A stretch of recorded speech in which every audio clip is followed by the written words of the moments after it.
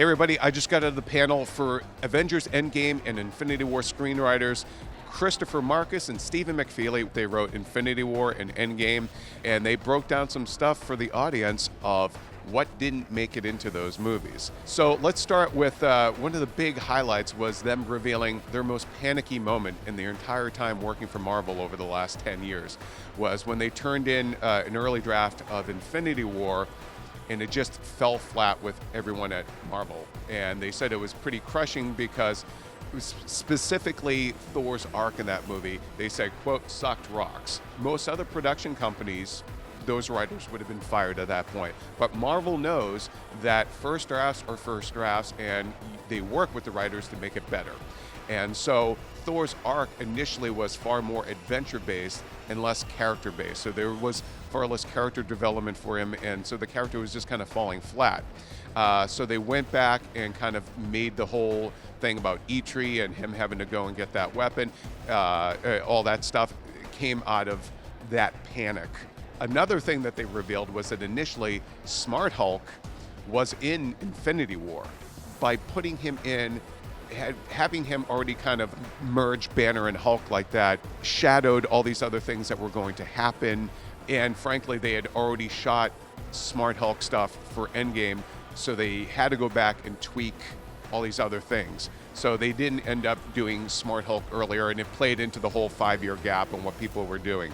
Another thing they revealed was that, and at least this one wasn't scripted, but it was in their sort of storied Bible, was that at one point Cap was going to go into space because he had to get the stones, and he ended up finding Red Skull, and he had to like kind of team with Red Skull in order, because Red Skull knew more about the Infinity Stones, in order to go and get them. And so it became this kind of like, not quite a road trip thing, but it was like Gollum was along for it was that Red Skull was kind of like when Gollum was along for the ride and was there to sort of just impact Cap in that way. But that never made it to script stage, and they cut that.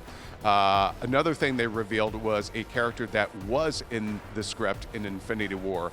It was kind of an idea from Kevin Feige to not lose that psychedelic Jim Starlin-esque stuff with Doctor Strange.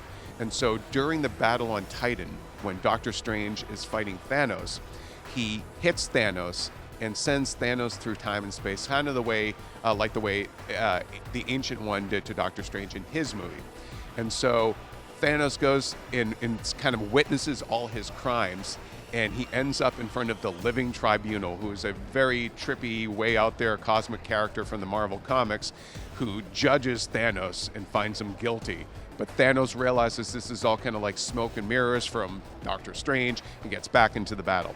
So the reason why they cut that, they said, was basically you're in the middle of this giant cosmic battle and you stop for an LSD trip.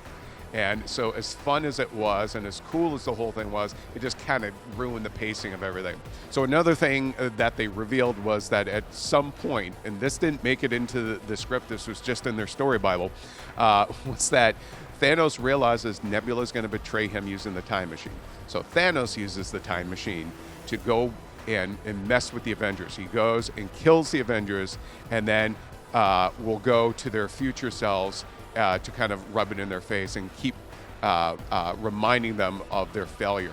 So, for example, he would go kill the 2012 Captain America during the Battle of New York, and then go back to future Cap and drop his severed head, his own severed head, in front of him, just to remind him of, like, you're going to fail. What are you going to do? I'm inevitable. So that was probably the grimmest idea they had that didn't make it into the script, but it was an interesting little factoid, and certainly would have been a great, or at least an unforgettable visual in the movie. So that's everything that they revealed that didn't make it into Infinity War and Endgame. For more Comic-Con coverage, keep it here on IGN.